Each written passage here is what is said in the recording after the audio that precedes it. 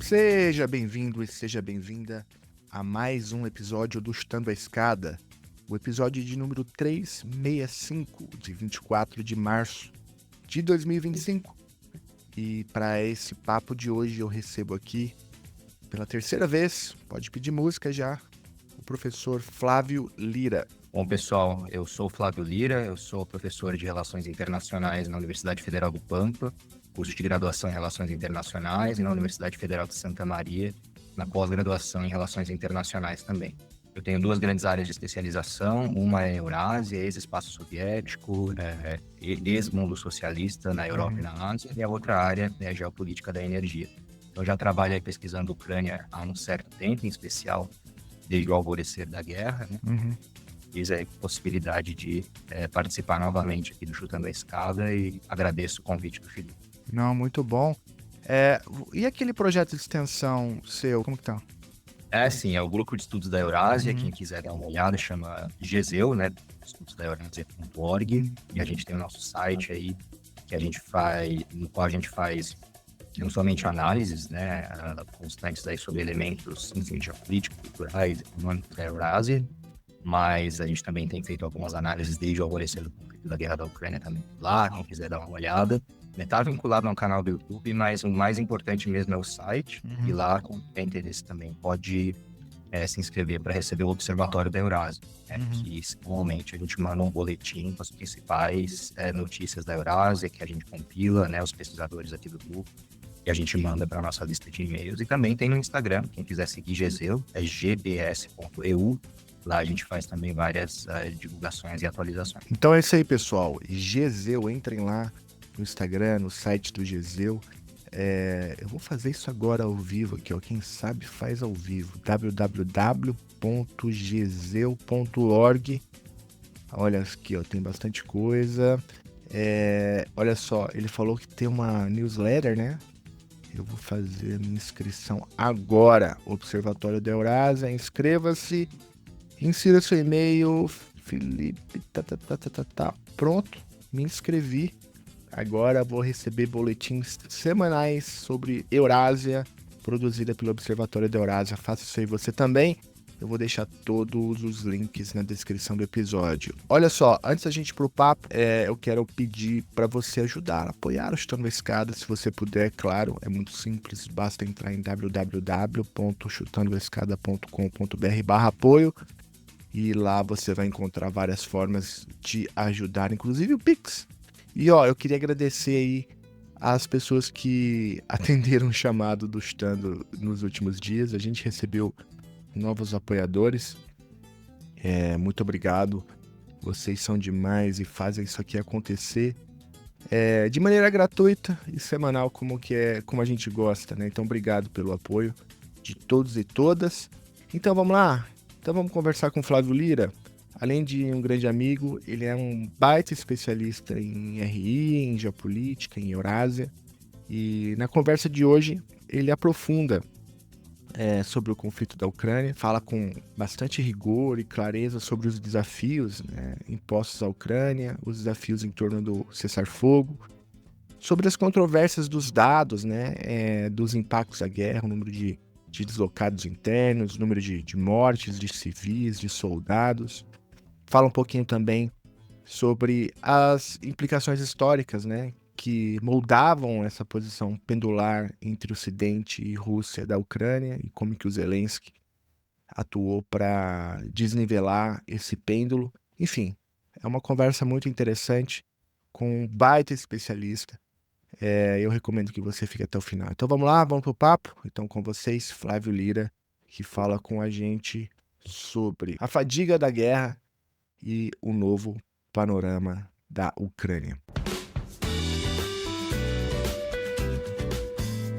A escada é uma construção que serve para fazer um deslocamento vertical. Nem sempre é assim, mas tem um jeito de facilitar tudo isso. De elevador? Não.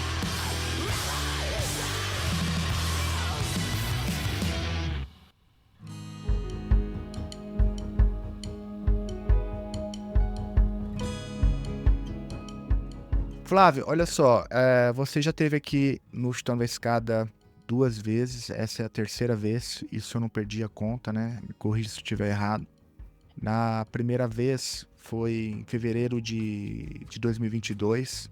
Esse é um episódio que eu gosto muito, né? Um episódio intitulado Ucrânia, do celeiro ao barril de pólvora da Europa. Ali você faz mesmo uma exposição histórica, né, da Ucrânia e que leva, entre outras coisas, ao enfrentamento que a gente está vendo se desenrolar até os dias de hoje, essa última etapa aí do conflito, né, que a gente chama de Guerra da Ucrânia, né. Depois você passa aqui no Chutando a Escada de novo, em julho de 2023, e grava um episódio intitulado Guerra na Ucrânia, Grupo Wagner e OTAN. E aqui tinha acabado de acontecer aquele caso bastante peculiar, para dizer o mínimo, com o Grupo Wagner, né? E aí o tempo passa, né? A gente viu como que o Putin passa um rolo compressor em cima do grupo, e aí essa já não é mais uma questão para compreensão da guerra da Ucrânia. Eu me informo pela imprensa ocidental, então posso estar falando uma grande bobagem. E aí a ideia é te receber aqui agora para a gente atualizar essa discussão, para a gente tentar entender o que está acontecendo agora aí nos últimos meses no conflito. Existem alguns pontos novos, algumas novidades, né? Sendo a principal delas, no meu ponto de vista, a eleição do Trump, mas também existe muita novidade na Europa, né? Enfim, uma porção de coisas que eu queria te ouvir. Mas deixa eu começar então pelo início. Voltando lá, entre esse episódio de 23, esse último ano da guerra, né? Qual o balanço você faz? Quais são as principais questões? O que ocorreu desse tempo para cá? Bom, Felipe, como a gente costuma ver em guerras que estão em andamento, a questão de você se manter atualizado é sempre um grande desafio, né? Você menciona a questão da imprensa ocidental, a imprensa não ocidental, se a gente quiser dividir em 2 grandes blocos aí, uma guerra em andamento, onde você tem limitações em levantamento de dados, tudo se torna triplamente complicado. Então, isso às vezes causa uma avalanche de informações para a gente tem que tomar muito cuidado como fazer para filtrar aquilo, né? E saber que vai continuar, na verdade, né, um certo dilúvio de informações e de dados, muitas vezes conflitantes, que a gente vai ter que saber que vai acontecer até um momento mais para frente, quando tomara, né, a gente possa olhar para trás e fazer uma apreciação um pouco mais distanciada, né? No momento a gente está no olho do furacão ainda, então, respondendo a sua pergunta, eu trago alguns dados aqui, né? A invasão da Ucrânia começa, como boa parte das pessoas sabe, em fevereiro de 2022, mas precisamente no dia 24 de fevereiro. Então, a gente está já há 3 anos, pouco mais de 3 anos, né? A gente está gravando agora o episódio aqui no dia 23 de março, a gente tem 3 anos de conflito, né?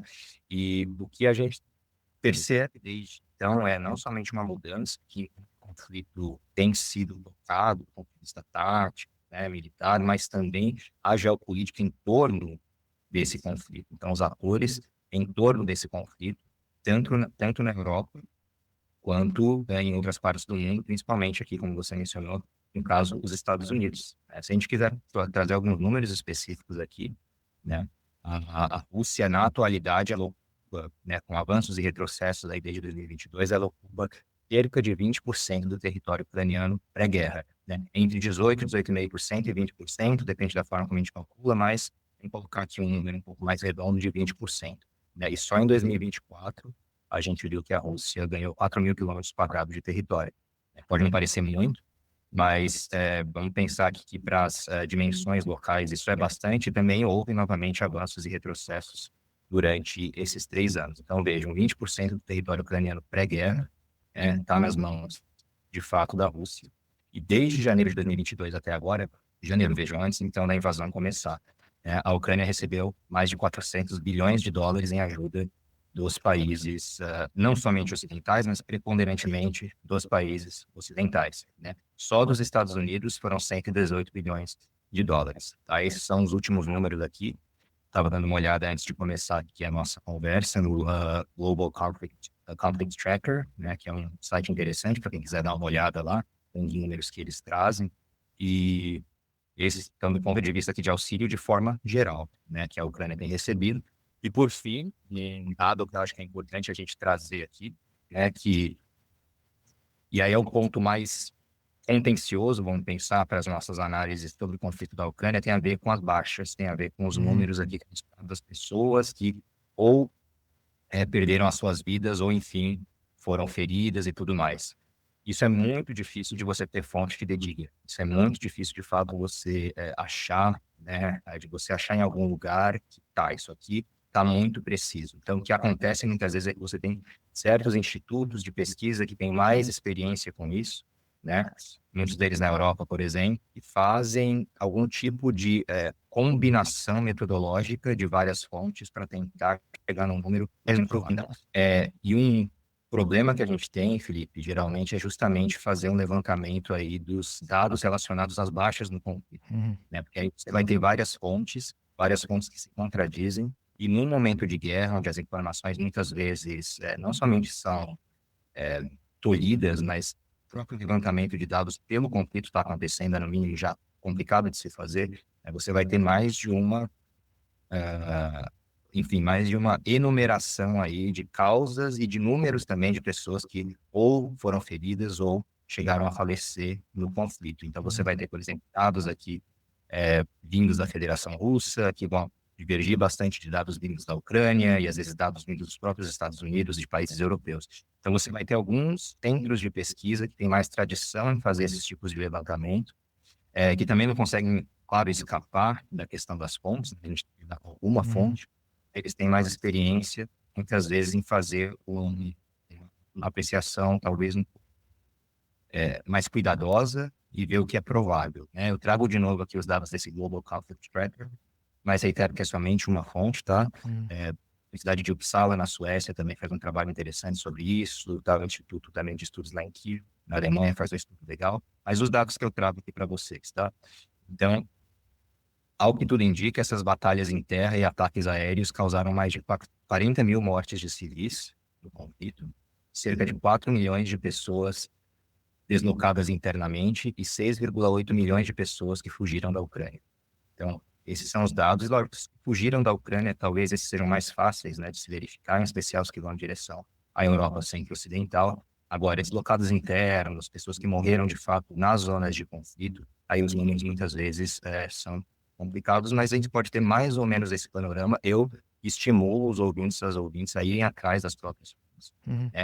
Antes de escolher, é interessante que a gente chegou nesse nível muitas vezes, né, que a gente tem às vezes um fla-flu, ou para usar o estado onde eu moro aqui, um Grenal, né, de quais dados vou acreditar de acordo com o lado que eu apoio na guerra. Não vamos fazer isso, né? Vamos ver que, a partir do pressuposto que é muito difícil coletar essas informações, então a gente tem que ter um pouco de cuidado e ir atrás daquelas fontes ou institutos ou universidades que têm mais tradição em fazer esse tipo de levantamento. Ô Flávio, 40 mil civis mortos, 6 milhões de deslocados e combatentes também, com todos esses adendos que você mencionou. Esse Global Tracker tem algum dado sobre isso? Eu trouxe também alguns dados aqui, mas só 4 milhões de deslocados, esses seriam 4 milhões de deslocados internamente, né?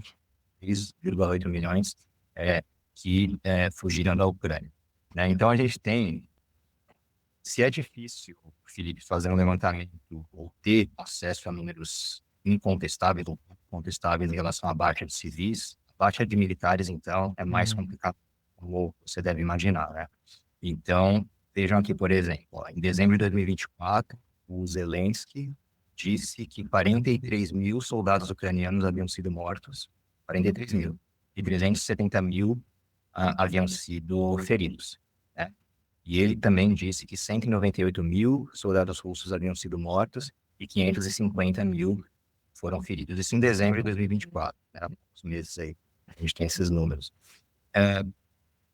A Rússia já fala, não dá tantos números, na verdade, verificáveis assim, mas fala que foi bem menos do que isso, né? E fala que as perdas dela foram menores do que as perdas da Ucrânia. E mesmo no Ocidente, vários veículos de comunicação, geralmente até bem alinhados aqui com a causa ucraniana, vão questionar esses números trazidos pelos Zelensky. Não falam que não é isso, mas também não falam que tem, falam que não tem como verificar, né? Então não tem como você de fato checar nesse aspecto, mas só retomando, pelo menos, esses últimos dados seriam 43 mil soldados mortos do lado da Ucrânia, 370 mil feridos, né? 198 mil soldados russos mortos e 550 mil feridos. Reitero, porém, que não tem como a gente verificar isso, tá?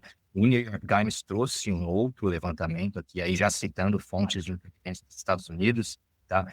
E aí pegando agosto de 2023, já faz um tempo, Uhum. mas é o que a gente tem talvez um pouco mais de confiável aqui. Foram 120 mil russos que morreram em conflito, né? A- E 70 mil ucranianos que morreram em conflito. Até Isso agosto de 23. 2023, Uhum. tá? Desde então, pelo menos o que eu procurei aqui, pode ter me passado algo, tá? Nada mais certo aqui, mas pensando que foi o New York Times citando fontes de inteligência norte-americana.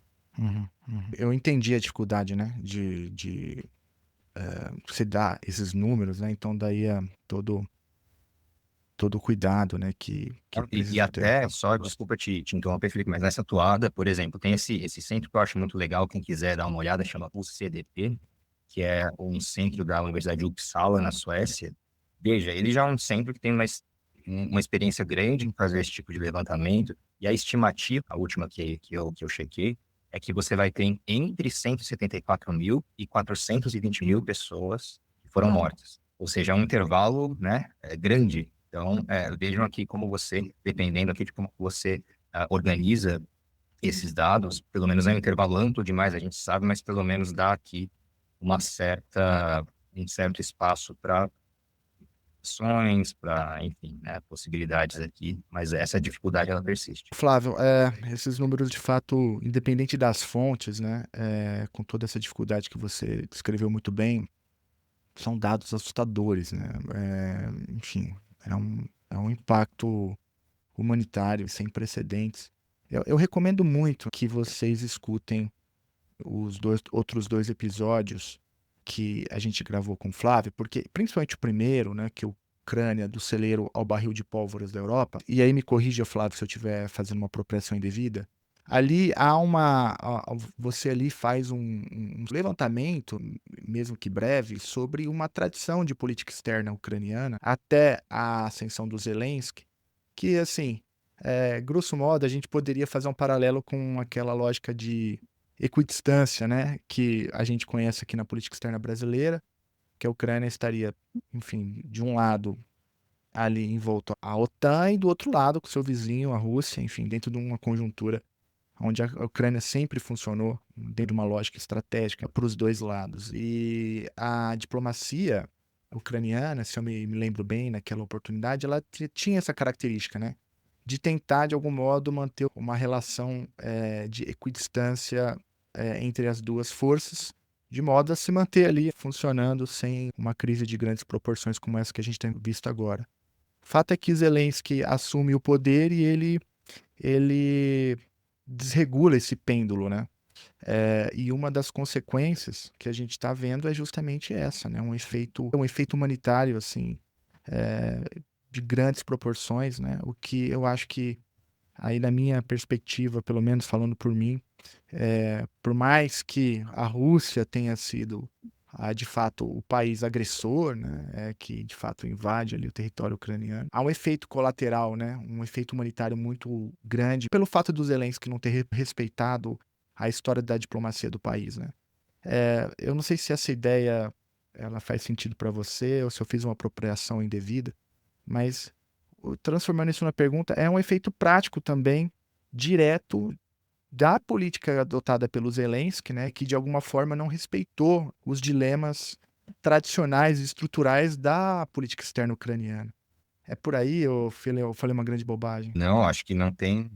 Acho que só fala bobagem, Felipe. E quem não coloca a possibilidade de ressalva. Eu acho que tudo que você Uhum. trouxe aqui diz total respeito à condição geopolítica tradicional da Ucrânia, que, seja como Estado independente ou não, através da sua história, de ter se encontrado meio que na encruzilhada de várias forças imperiais, se a gente quiser usar um termo mais de longue durée, né? Então Uhum. você vai ter que, aí deixa o século XV, XVI, XVII, a gente não vai voltar para tudo isso, mas volta aqui para o ponto específico pós-fim da União Soviética, quando a Uhum. Ucrânia se torna, né, surge de fato no sistema internacional como um Estado independente, e a gente revisita isso aí naquele primeiro episódio de 2022, que acontece é que sim, por uma questão pragmática, a Ucrânia vai desenvolver o que vários ucranianistas chamam de uma diplomacia pendular. Isso não é característica somente da Ucrânia, como você bem mencionou, esse tipo de pragmatismo é comum em países que não têm muita força econômica e ou militar no cenário internacional, mas isso é exacerbado quando esses países têm na vizinhança uma grande potência militar, né? Então, por mais que a gente faça paralelos entre a Ucrânia e alguns outros países, muitas vezes, porque eu acho que, querendo ou não, esse pragmatismo vai levar uma pendularidade para boa parte dos países que não são também fracos, tão fracos a ponto de terem que se submeter totalmente a uma grande potência, né? Eles ficam mais ou menos em uma posição intermediária. No caso específico da Ucrânia, você vai ter uma potência militar eh, que está meio que, não, meio não, na porta da Ucrânia de fato aqui, esteve durante toda a sua história e já conquistou, e já absorveu a Ucrânia durante muito tempo. Uhum. Então, a memória histórica da Ucrânia também deve ser um elemento aqui que a gente tem que levar em consideração em relação à visão que boa parte dos ucranianos tem em relação à Rússia. Então, por exemplo, quando a gente está de fora analisando, e não tem tanto como escapar disso, na verdade, né? Todo mundo vem de algum lugar, tem tal experiência, tal visão de mundo, mas tentar, pelo menos, entender a historicidade de uma relação bilateral entre Ucrânia e Rússia, que é evada de tensão por causa de uma disparidade muito grande de forças também. Então, Uhum. por um lado, você vai ter essa pendularidade que foi a forma como a Ucrânia sobreviveu, para usar um termo um pouco mais explícito aqui, no pós-Guerra Fria, por mais que depois de 91 a Rússia não tivesse comparativamente todo aquele poder econômico e militar que a União Soviética havia tido durante a Guerra Fria, ainda assim era uma grande potência e ainda assim tinha muitos problemas com perder a influência sobre certas regiões e certos estados independentes, em especial aqueles estados que haviam feito parte da União Soviética previamente, né? Retomando aquilo que a gente falou lá no primeiro episódio, que mais incomoda a Federação Russa não é necessariamente países do leste europeu, centro da Europa, entrando para a União Europeia, entrando para a OTAN, incomoda Moscou isso? Claro que incomoda. E realmente é uma grande pedra no sapato e algo proibitivo, é quando você tem países que faziam parte da União Soviética entrando para essas instituições ocidentais, em especial de defesa e segurança, como foi o caso dos países bálticos aí, Uhum. Letônia e Lituânia. Então, quando a Ucrânia Geórgia vai também dar uma namorada aí com esses ingressos em dois, que boa parte dos analistas dizem que é o que causou aquela invasão de agosto de 2008 na Geórgia. Hoje se enxerga, por parte de muitos analistas da região, aquela invasão da Geórgia, só fechando aqui, Felipe, como Uhum. meio que uma prévia do que viria a ser a Ucrânia em 2014 e 2022. Então, eu acho que colocar nesse panorama histórico, talvez assim, auxilie um pouco para também aí julgar, e a gente pode discutir isso mais para frente, quanto de culpa o Zelensky tem, por exemplo, né? O quão Uhum. desavisado o Zelensky foi e se a gente de fato pode acusá-lo de ingenuidade, sim ou não. Uhum. Uhum. Não, acho importante pontuar isso, porque uma coisa que é certo, é meio pedante, né? Da imprensa ocidental, em grande medida, até o final do governo Biden, era justamente essa tentativa de criar uma imagem, né? Uma imagem meio que heróica do Zelensky, né? Mas, como esse balizamento histórico que você resgatou agora deixa muito claro, né? Ele, ao romper com essa historicidade e com essa lógica pendular, ele coloca o país em risco. Aí falando por mim, eu acho que esse tipo de decisão não combina com nenhuma imagem heróica. Mas, enfim, além disso, porque da nossa última conversa para cá, a OTAN ela aumenta, né, de tamanho, né? A Europa aumenta os investimentos no seu complexo industrial militar, principalmente a Alemanha, se eu não estou enganado. Até o governo Biden, né, os Estados Unidos continuavam enviando aportes bilionários, né? Você mesmo trouxe um dado aí acima de 100 bilhões de dólares desde o início do conflito, né? E aí a gente tem, até então, o final do governo Biden, isso acontecendo. A guerra não cede, não há nenhuma tentativa, nenhuma possibilidade de acordo. O Zelensky deixa isso muito claro, que não sentaria em qualquer mesa de negociação se a Rússia não devolvesse esses 20% do território ocupado, não se retratasse, uma série de condições. E o Putin, enfim, nunca aceitou nenhuma das condições é, impostas pelo Zelensky, havia um impasse até ali. Então, esse último ano de 2024, é por aí ou você destacaria algum outro elemento? Eu acho que, como você mencionou, né, em relação especial aqui, especialmente aos Estados Unidos, em relação especialmente ao governo Biden, eu acho que sim, houve uma certa, e não só dos Estados Unidos, mas de certa maneira de toda a comunidade ocidental, para usar o termo tradicional aqui, uma certa, foi dual, assim, é um negócio estranho, bizarro, que a gente olha para trás, a gente percebe, a gente já percebia alguns lampejos disso no começo, mas começou a ficar bem claro com o decorrer do conflito.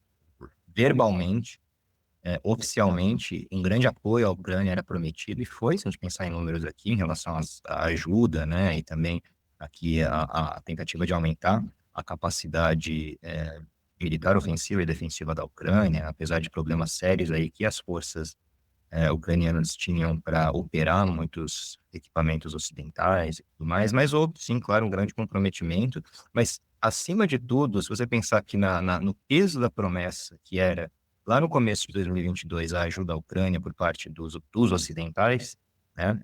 Isso ficou de fato muito desejável, né? E cada vez mais você tinha um aumento de certas iniciativas aqui vinculadas a sanções contra a Rússia, sanções contra determinados grupos da Rússia, enfim, né, a Rússia como o próprio Estado aqui, e um não comprometimento, eu diria que pesado dentro dos países ocidentais em relação à Ucrânia. Eu não estou nem aqui julgando se isso deveria ter acontecido ou não, se deveria ter havido um tipo de investimento ou de aumento de capacidade belicosa muito maior do que houve, mas houve e há ainda uma lacuna muito grande entre o que se prometia ceder, ou dar para a Ucrânia de auxílio, e o que de fato morreu.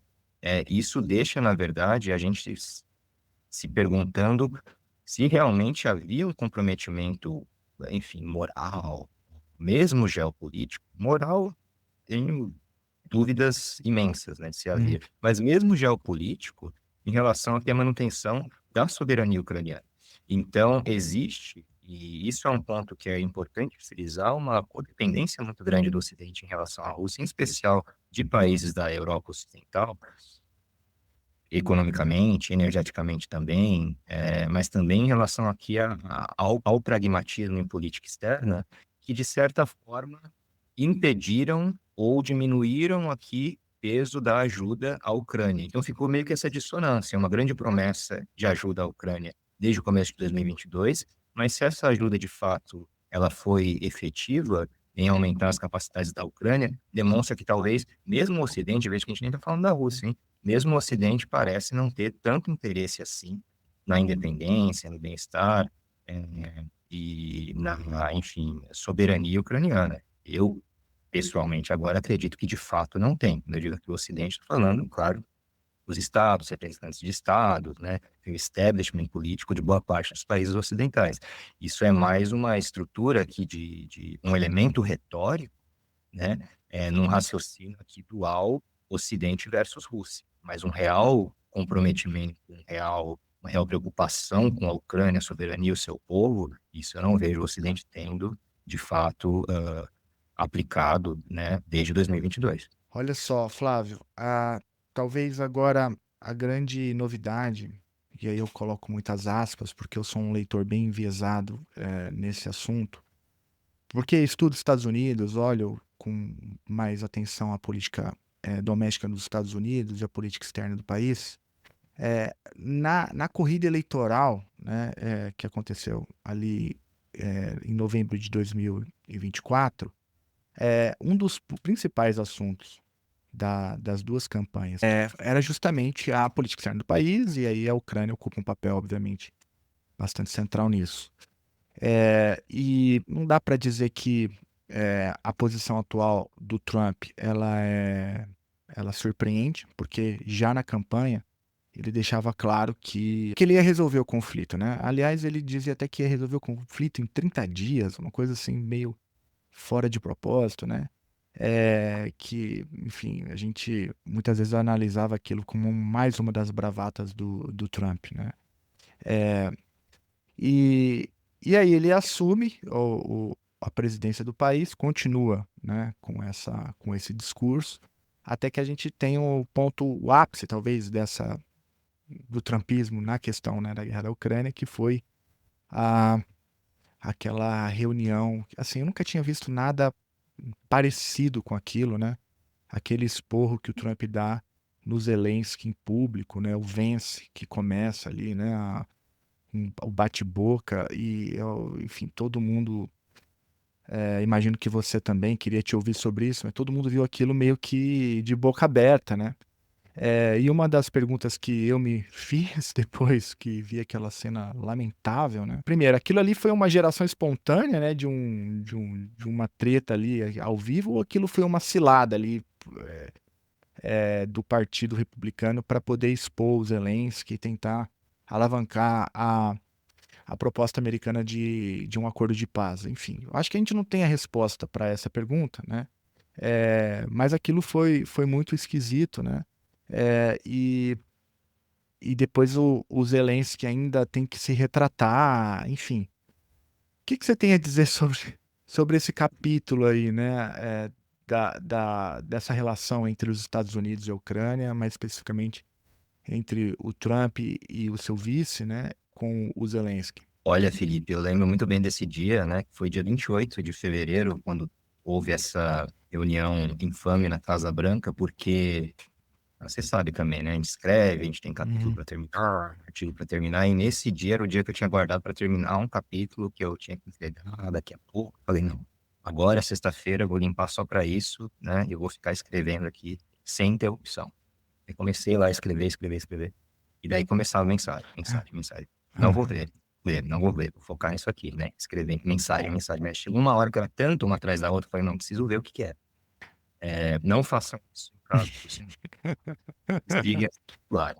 Mas tudo bem, cheguei no meu celular e aí tava, né, aquela, quase um Reels de mensagem em cada grupo aí do WhatsApp ou de outros comunicadores dos quais eu faço parte, e aludindo a essa entrevista, né? E eu falei, putz, eu preciso dar uma olhada nessa entrevista. E assim, foi inacreditável, né?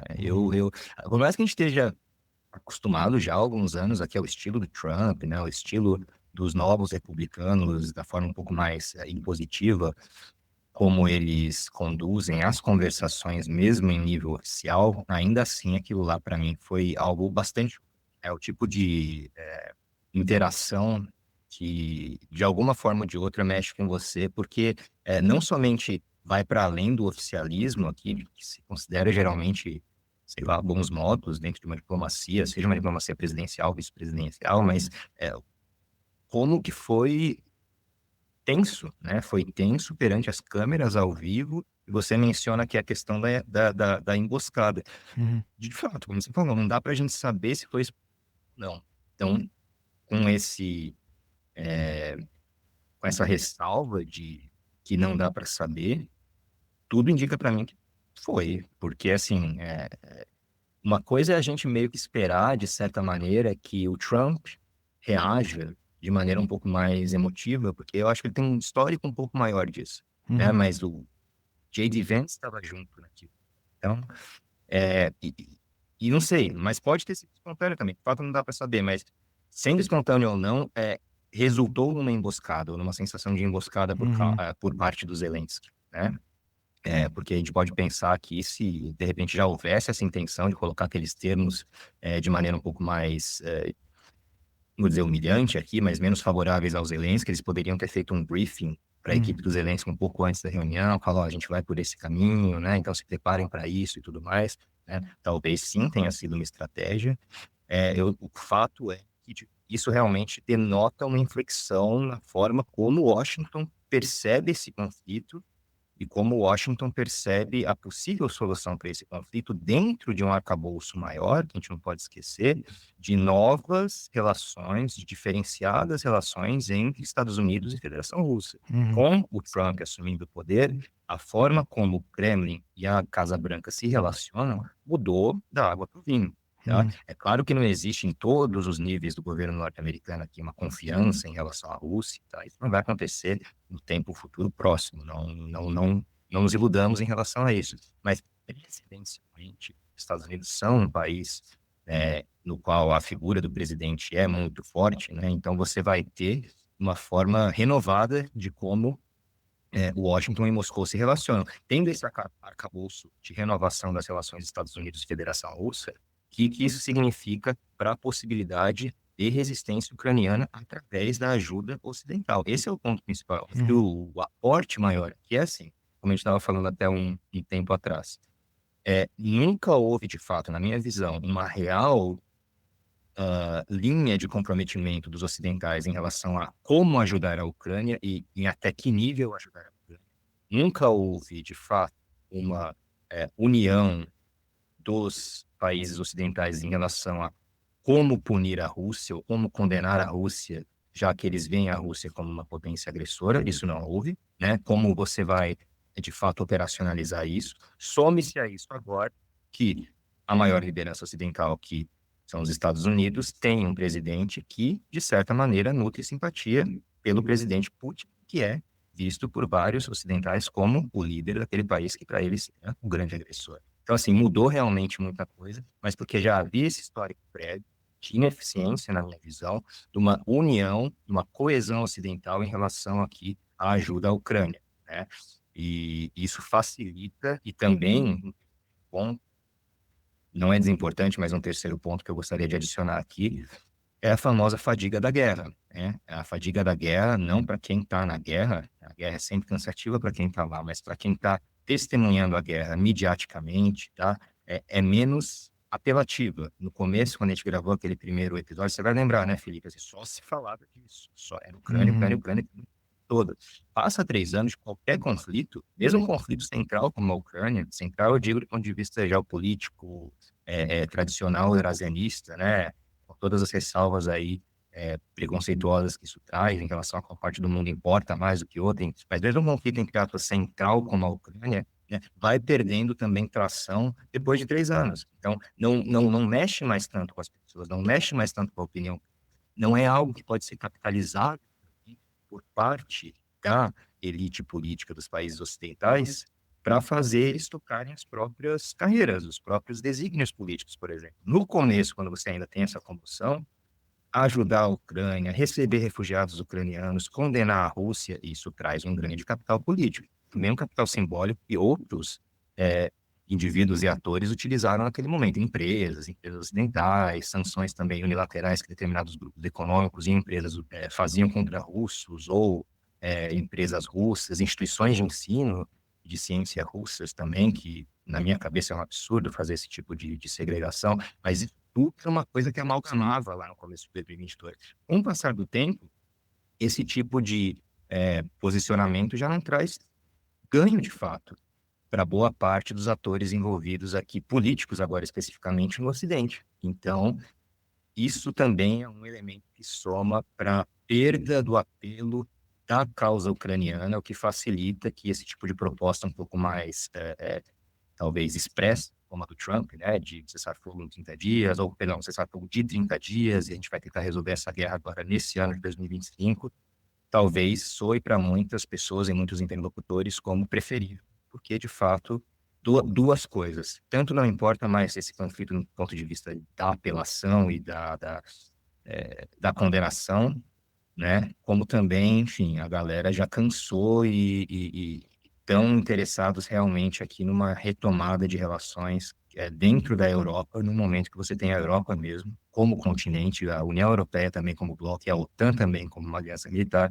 enfrentando várias crises. Não, excelente. Ô Flávio, e afinal de contas, qual que é o plano do Trump para a solução da guerra, né?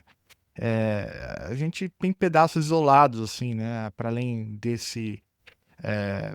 dessas falas soltas, né, que algumas inclusive você reproduziu, né, desse respeito, entre aspas, que o Trump tem pelo Putin, né, depois do esporro do Zelensky, fica claro, né, que o Trump eh, culpa o Zelensky, né, pelo conflito em grande medida.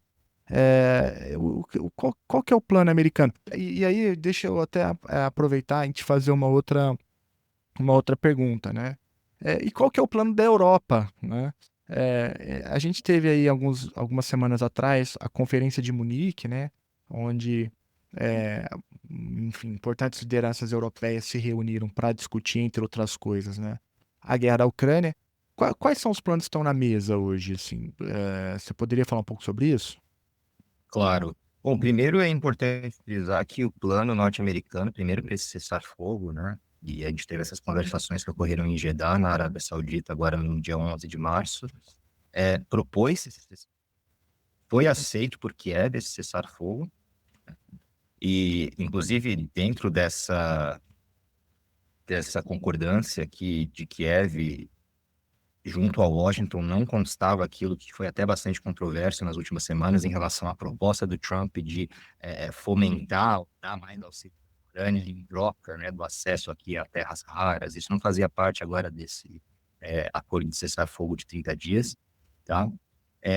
Agora, o que de fato significa esse cessar-fogo, né, o que é esse acordo, também não é muito objetivo. Então, cada parte vai interpretar o que é impressionante, né? Vai interpretar esse acordo de cessar-fogo de maneira, de certa forma, distinta, né? Então, por exemplo, a Casa Branca vai descrever esse acordo como algo que cobre tanto energia quanto infraestrutura, ou seja, é um acordo de cessar-fogo que está direcionado à proteção de capacidades energéticas e infraestrutura de maneira geral, né?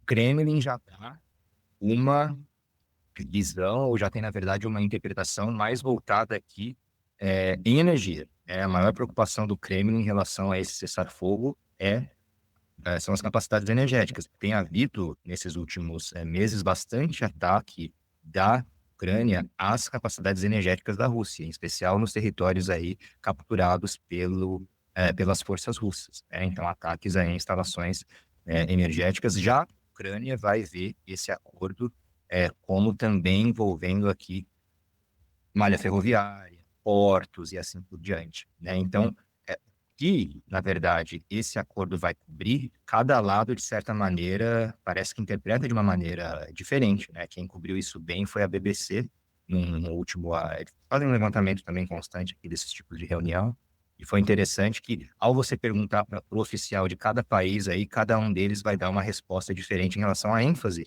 desse acordo de cessar-fogo e o que está coberto por esse acordo de cessar-fogo e o que não está, né? O que parece também um pouco contraproducente, porque se não houver uma língua em comum sobre o mínimo que deve ser, enfim, salvo, né, numa eventual uma trégua, né, embora ela seja de 30 dias apenas, imagino que vai ser, então, uma negociação mais larga, uma negociação mais longa, tá? Então, isso já é bastante complicado. Você fala do plano norte-americano, e aí eu já passo para o segundo ponto, que é o plano da Europa. Aí eu acho que é mais difícil ainda a gente ver uma união da Europa em relação ao auxílio à Ucrânia, que eu acho que tem se desenrolado na Europa e que eu vejo que é algo que, de certa maneira, é novo, tá? E também agora está sendo sujeito ou está sendo sujeito a várias análises, é justamente as propostas que vários estados europeus têm apresentado perante a comunidade europeia, mas mesmo dentro das unidades políticas específicas aqui, dentro da Alemanha, da França, tá? De outros países que têm uma tradição não tão vinculada à indústria armamentista. Bom, a França tem, né, a gente sabe, mas a Alemanha menos, aqui é de você voltar a se rearmar por causa do que eles veem como uma ameaça russa iminente e que eles afirmam ser uma incapacidade do Kremlin de manter seus compromissos, pensando nas várias quebras de acordos, segundo a União Europeia, que o Kremlin tem operacionalizado aí desde a invasão da Crimeia em 2014. Então, o que é novo, eu diria, aqui do lado europeu ocidental é justamente uma renovada visão da importância de se rearmar na Europa. Isso é novo. dessa forma, isso em especial em países aí que fizeram do pacifismo e da não concentração de recursos na indústria armamentista certa característica nacional, em algum grau, por exemplo, a Alemanha. Então, o que isso pode significar aqui para a geopolítica europeia é interessante de se ver. Se os Estados Unidos, de fato, levarem a cabo essa promessa de desinvestimento em relação à OTAN, a não se comprometer tanto à proteção aqui da Europa Ocidental, como o governo Biden fazia, né? E depois desse tipo de ameaça por parte do governo Trump de que não vai haver mais, na verdade, ou não deve haver tanto comprometimento orçamentário dos Estados Unidos na defesa do continente europeu, os países europeus podem se sentir forçados ou obrigados a aumentar os seus gastos em defesa, talvez levando a uma nova, não vou dizer corrida armamentista, que soa um pouco alarmista, mas a uma nova forma de você ver segurança no continente europeu. Mas veja que interessante, para eu fechar essa minha parte aqui, nesse tipo de consideração parece que a Ucrânia some. A Ucrânia não é tanto o elemento mais importante agora, ela é meio que um pano de fundo para a preocupação renovada da Europa Ocidental para que a Rússia não possa mais avançar tanto dentro da Europa Central e Ocidental. Ou seja, cada vez mais parece ser menos sobre a Ucrânia e mais sobre garantir que a Europa Ocidental e Central tenham segurança, dado que o principal parceiro da Europa Ocidental, os Estados Unidos, já não parece mais antagonizar tanto com a Federação Russa. Então, os europeus vão ter que tomar essas medidas nas próprias mãos. Muito interessante a maneira como você coloca, né? A Ucrânia some, né? Aí é uma provocação, né? Ela some no início, no meio e no fim, né? Exatamente. E muito interessante a maneira como você coloca. Ô Flávio, tem alguma pergunta que eu deveria ter te feito e não fiz por absoluta incompetência? Algo que você gostaria de colocar? Esse é o momento. Felipe, cara, quem me dera a incompetência fosse tão competente quanto a sua. Quem me dera ter esse tipo de conversa com o pessoal que quer falar sobre Ucrânia, sobre Rússia, né? O que a gente tem geralmente, isso é bastante desanimador muitas vezes, é uma automaticidade em assumir lados, né? Sem, de fato, fazer um resgate histórico aí, ou tentar entender um pouco perspectivas locais. Então é bacana esse tipo de troca que a gente está tendo. Eu não vejo nenhuma pergunta que você deveria ter feito aqui, eu só sugiro aqui às ouvintes e aos ouvintes que carreguem aqui consigo o germe da complexidade desse tipo de situação. Tem várias camadas, né? Tem camada social, a camada cultural, a camada política, a camada jurídica, a camada geopolítica. Então, assim, são tantas e às vezes elas se intercalam, às vezes não. Você estava falando do Zelensky agora aqui, então eu faço um pouquinho o advogado do diabo, tá? O Zelensky, ele, de fato, a gente pode hoje, olhando para trás, ver vários tipos de decisão que ele deveria ter tomado talvez de maneira diferente, caso ele tivesse avaliado melhor a situação, né? Mas, e aqui de novo é uma pergunta retórica barra não retórica, para quem quiser ir atrás, tentar se perguntar pelo menos esse tipo de coisa. Quais escolhas reais que o Zelensky tinha? Eu acho que é o mais interessante aqui da gente se perguntar, e a gente não vai conversar sobre isso agora, isso daria aqui pano para uma noite inteira de boteco, mas quais reais opções o Zelensky tinha num contexto aqui, né?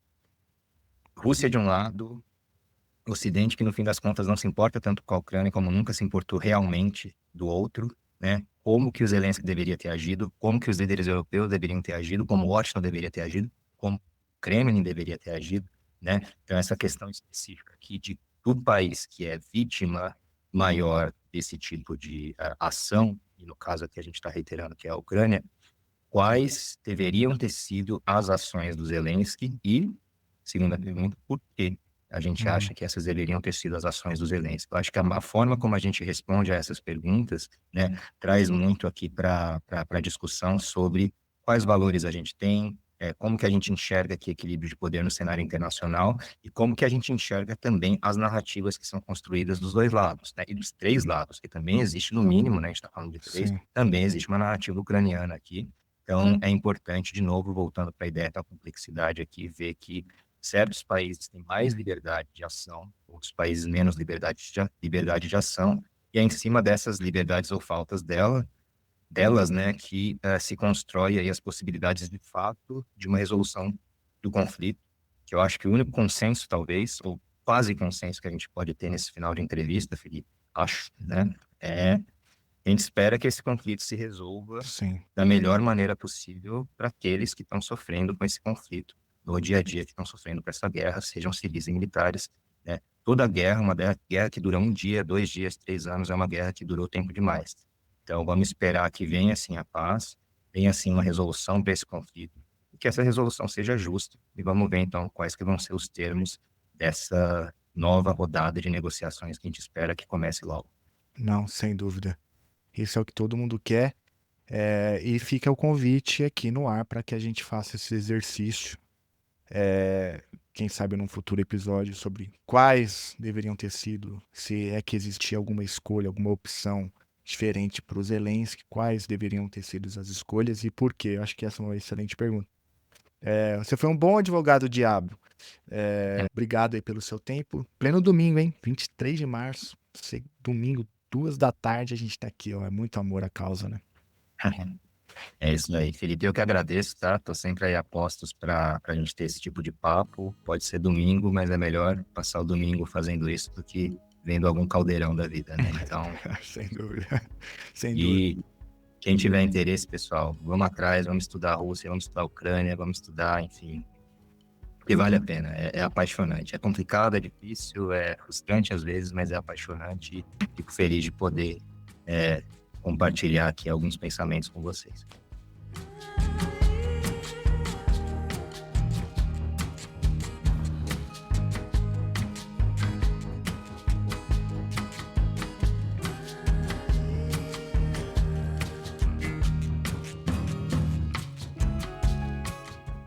É isso aí.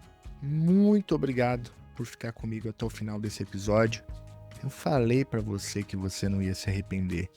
O Flávio, ele é um baita especialista. Eu recomendo muito que você siga o Flávio nas redes sociais, que você se inscreva lá no GZ, o grupo de estudos da Eurásia, o grupo de pesquisa vinculado à Unipampa, que é a universidade onde o Flávio atua. Obrigado pela companhia em mais um episódio. Eu queria mandar um abraço especial para todos os coordenadores e coordenadoras de programas de pós-graduação no Brasil. Certamente eles não estão me ouvindo agora, por quê? Porque hoje é o último dia para o envio do relatório quadrienal da famosíssima Sucupira. Sucupira. Obrigado, CAPES. Olha só. Se você puder apoiar o Chutando a Escada, apoie. Muito simples. Você já sabe, né? Já falei 1000 vezes. Entra lá, apoia, dá essa moral pra gente. Valeu! Gente, muito obrigado e até a semana que vem.